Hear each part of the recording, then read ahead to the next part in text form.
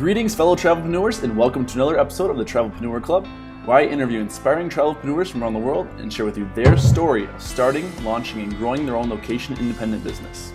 Now let's get started. Today I feel honored to have Steve Scott with us.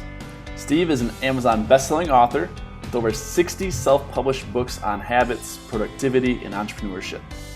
He's built a consistent six-figure income as a digital author and now teaches other authors how to create a sustainable business around their own books with his own course called the Authority.pub Academy. Although Steve is not currently traveling due to a recent newborn baby boy, he has created a business around what he loves to do that gives him complete control and freedom over his lifestyle. Steve, welcome to the Travelpreneur Club, my friend. Oh, thanks for having me on. My pleasure. So tell us a little more about yourself and fill in the details I may have missed.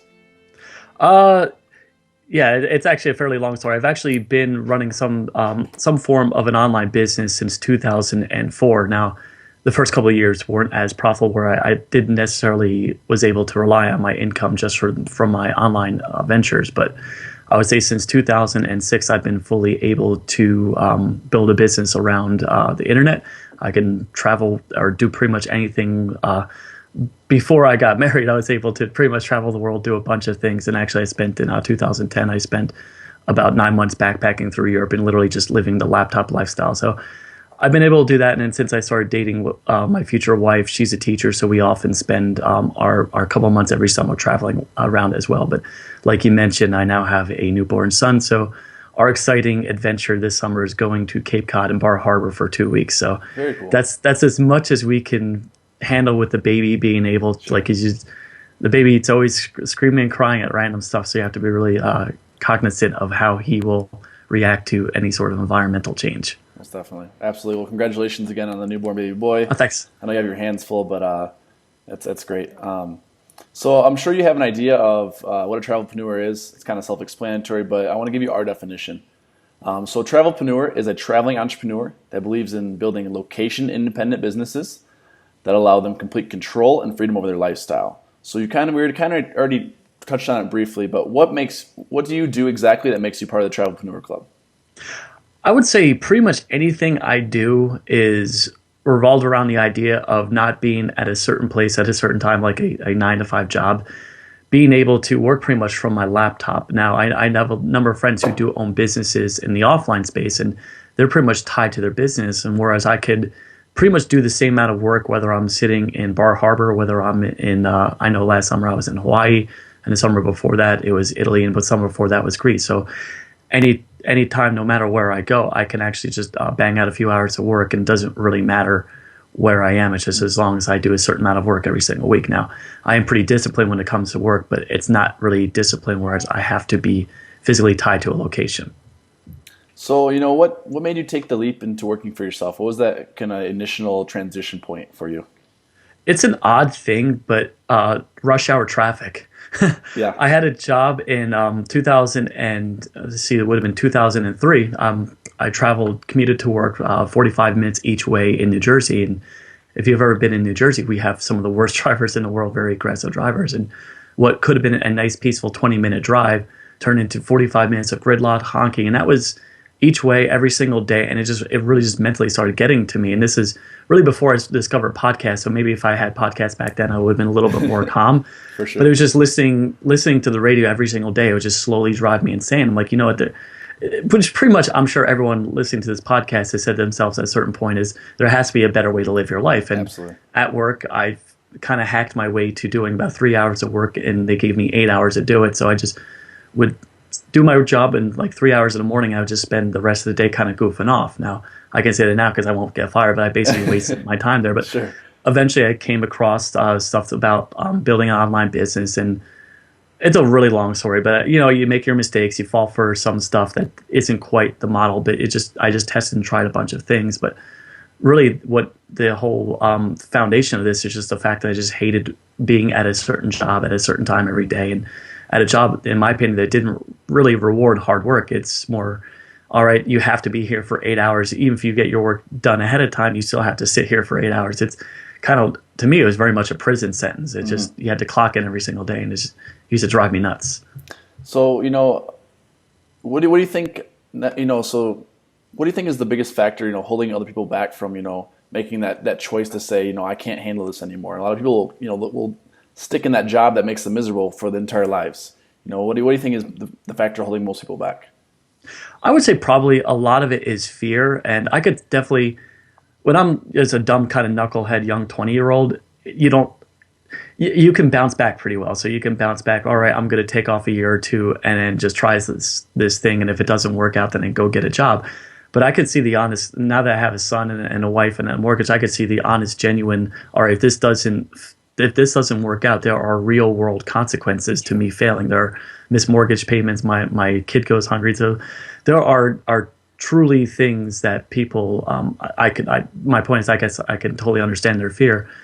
But for the most part, from talking to a number of people who want to get into self-publishing and generally any type of internet business, it is that, what if this doesn't work out? What do I do then? It's just, I think nowadays, if you do have those kind of real world consequences, I always urge people to maybe start a side hustle, work on it, and then see if that takes off. Now, I guess my point is, I wouldn't recommend doing what I did, where I just decided to quit a job and just risk everything. Because I think what's also great about your business model and being a self-published author is that you can do a lot of this work on the side. You can work the 9 to 5, come home, see the family, whatever. Then you still have a few hours every night that you're working towards your dream of being, of being free from that job, which I think is awesome. I think that I would recommend that to people that would be in that situation where they have people that rely on them, independents, to just start doing it while they're still working as a side hustle.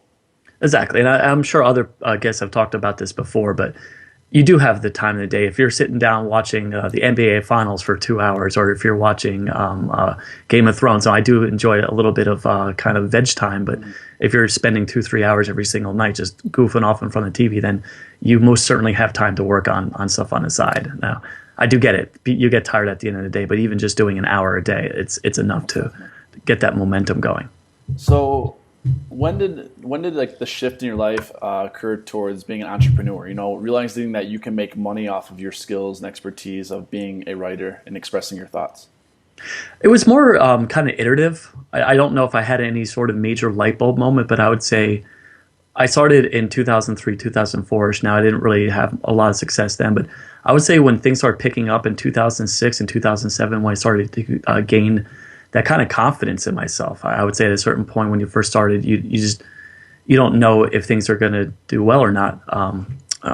Okay, sorry, my video popped up and down. No worries. So at a certain point, I kind of gained the confidence in 2006, 2007, that no matter what, everything is out there. All the information is out there.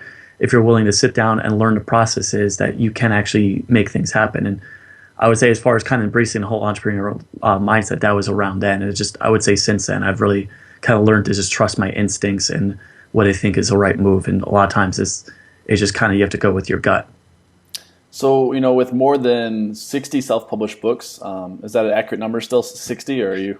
Yes. It's always, I always put an asterisk on there because it's 60, sure. I think 65 at this point, but okay. A couple of those are foreign language translations, or they're bundle packages or shortish books. So I actually don't know how many are uniquely written. I would say in the 40 range, with a bunch of iterative kind of offshoots of the others. Needless to say, that's a lot of books. I went through the process a few years ago to write a book about traveling to Machu Picchu on a budget. Nice. That took a lot of time, a lot of energy, so I understand what it takes just to do one. So I have a lot of respect for you to put more than 40, 50, 60 out. So, you have more than 60 self-published books and now a course. Does the revenue generated from those businesses support the lifestyle that you want for yourself? Yes, definitely. I would say it's been up and down. About a year or so ago, Amazon was a lot easier to compete. Now it's definitely gotten more difficult. Mm-hmm. So what I'm trying to do now is I'm trying not to be so reliant on just my Amazon income. So I'm actually starting to go back to my blog and build out some affiliate marketing offers, build my email list, a little bit of Google AdSense. So I'm trying to at least have it to the point, and also audiobooks and print books. So I'm trying to get to the point where I'm not reliant on one sole source of income, because that's very dangerous. Absolutely. If Amazon, Facebook, Google, they make that one switch, you're screwed. And I've seen that happen time and time again over the last decade. So I've learned the hard way not to just rely on the good times. Exactly. And I think it's really important to highlight that, to diversify yourself.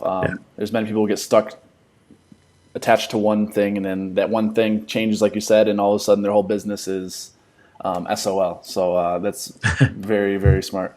So for any aspiring authors out there, what is the most important thing that many authors overlook when they first get started? I would say for me, what's really kind of moved mountains is the habit. It's every single day, butt in chair, at least 30 minutes. I used to say, oh, right, you could sit down and do 2,000 words a day. And the more I think about it, the more that's just not realistic for some people. So I would recommend kind of not scaling down a little bit to the point where you just commit to at least 500 words a day, but make sure you're doing every single day. And that's about 30-ish minutes. And the key also here is to not necessarily worry about getting the words perfect from the get-go. Just put in your time and just keep out working on it. And what I also recommend is just get through that kind of that crappy first draft. So just get out that draft as quick as possible. It doesn't matter how it sounds because you're not really releasing to the whole world. And just tweak it with the second, third, and fourth draft. But if I really could give one piece of advice, it really is the habit. And I know that's probably a very simplistic answer, but it's what has made a difference in my life.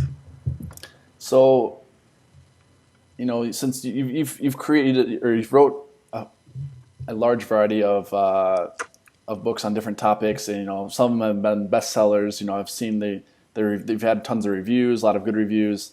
So what has been the greatest factor that has attributed to your success thus far as an author? I would say, so obviously I've already talked about habits, so I won't beat that one to death. Also for me, email marketing, anything I do online, it always directs back to an email offer. So it's usually what we call a lead magnet. So that's just a free piece of content that you give away in exchange for people's email addresses. So I always had the kind of standard 77 good habits to live a better life. And now I'm starting to really refine my process where every single book or every single kind of silo on my website leads to a whole different email offer.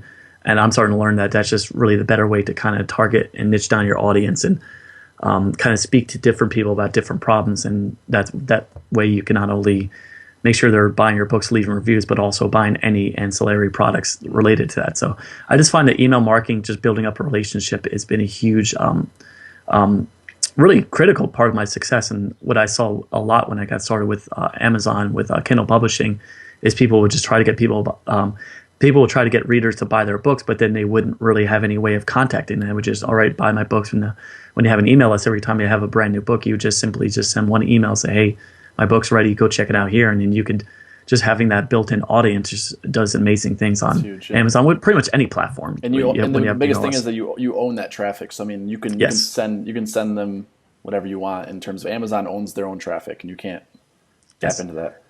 And Amazon will definitely, there's no point in history that Amazon is going to let you have access to their customers unless you do something about that. And they understand they own all their credit card information, so they definitely do not want to give up those the personal information of all their different customers. So I'm sure you've had some difficult times along your journey, moments when things weren't going your way, you felt frustrated.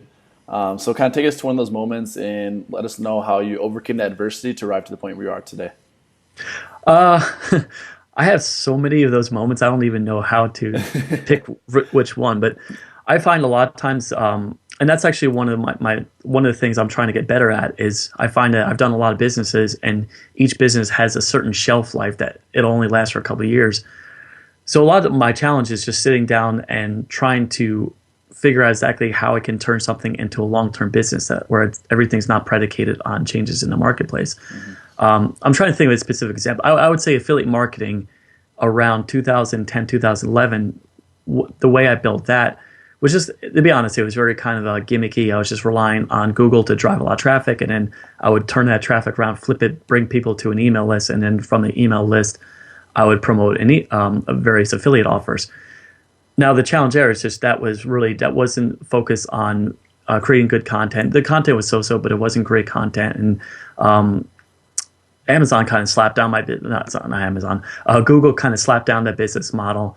And I know a lot of other people have gone through this with various business models, but kind of what maybe turn that around is just almost starting from square, just starting from the beginning, just writing down exactly what a long-term business looks like and just mapping that out, and it's trying to find the right model for that. And I think it's important to look at any of these properties like a Google and Amazon and Facebook as a channel, not necessarily your sole source of income. So kind of what we talked about before is you want to just focus on making sure that you're bringing every type of reader, follower, viewer back to a website that you ultimately have control over. So I'm not too sure if that totally answered your question, but for me, it's just always getting back to the basics and just kind of almost tiger teaming the whole thing, figure out exactly what I did wrong and how I can prove it down the road.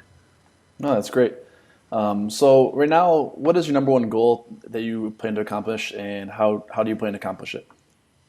I think for me, it's just building a long-term business. And I know I just talked about that, but while I like success on Amazon, I would like to publish on other platforms. Now, that's a little bit difficult because there are other book platforms. There's iTunes, Kobo, Nook, well, sort of Nook, but they're kind of dying off. But there's a bunch of other book platforms, but they really just don't have the traction that Amazon does. So it's easy to fall into the kind of lazy mindset. You're just going to focus on Amazon and not publish anywhere else. But I've just learned that again, Amazon changes the rules. So I want to try to not only publish on all these other platforms, but I also want to build out silos and build up kind of a business that I'll ultimately control. So that kind of goes back to building out a lead magnet for each one of the types of information. So I write about habits. So there would be a silo for learning habits. There's a silo for the walking habit. There's a silo for just habit improvements. So I guess ultimately what I'm trying to do here is trying to build out an actual online brand. Now, I know that's something I can't do, so I want to try to do as best as I can right now. I do have a virtual assistant, but build out actually a legitimate business that doesn't necessarily have to have me as a focal point. It's more just like a proper website with a bunch of people that work, and I would just act more like the editor-in-chief instead of the main writer. So it's kind of, in my head, it's hard to describe actually what I'm trying to do, but that's actually my focus for 2016, 2017, is just build something that is an actual business, and an actual business doesn't rely on one figurehead. It actually has people doing a series of other roles. Absolutely. So, the Travelpreneur Club is made up of both aspiring and established travelpreneurs. So other than your own books, what is one of your favorite books that you believe would really resonate with the audience? It's a classic, but I like Crush It by Gary Vee. Sure. That's an old one, but it really is just get up every single day and work your ass off and work towards something. And I'm sure other people have mentioned that book before, but I like that. I would say 4 Hour Workweek, but I'm sure everyone's quoted that one. That's the one that everyone's quoted. Actually, Crush It, you're the first person to mention that one on the show. So really, okay. So I'll stick with Crush It then, because I think a lot of times, and actually I feel those have two, in a way, conflicting ideologies. And I know Tim Ferriss has come out and said that he definitely doesn't work 4 hours now. It's more just that was the one business that he had. And now he definitely works his ass off as well. But I just like Gary's kind of mindset that if you really want something, you have to work at it. You can't just sit there and try to build something that'll work in the background while you go goofing off on a beach. Now, you can have a business that isn't really predicated on your time, but you need to work at it. You need to build it and put the processes and systems in place. The guy's a working machine. I follow him on Snapchat and all of his other content. He doesn't stop. No, I've been at a couple of seminars where he's spoken, and I like his stuff, but I would never want his life. It just seems way too intense for my taste. I'm more of an introvert. I kind of like my own space. I like being able to do what I do, and it just seems like what he does, it would be a nightmare. But it works for him. Exactly, it works for him. So I just want to thank you again for taking the time today. I really do appreciate it, and I think the audience got a lot of great value out of this interview. My fellow travelpreneurs, I recommend heading over to habitbooks.com. Check out some of Steve's best-selling books available on Amazon. You can also go to authority.pub, P-U-B, if you want to begin your journey as a self-published author today. So Steve, before we let you go, you could share with us one parting piece of wisdom, how we can connect with you, and then we'll say goodbye. I would say a parting piece of wisdom is no matter what you do online, build some sort of platform where you can communicate with an audience. And I would say a platform comprises of a couple components. So again, you need an email list. That should be your first step. Actually, before you build a platform, you should have some sort of content distribution some sort of content type distribution type of platform. So this could be a blog or podcast or YouTube channel.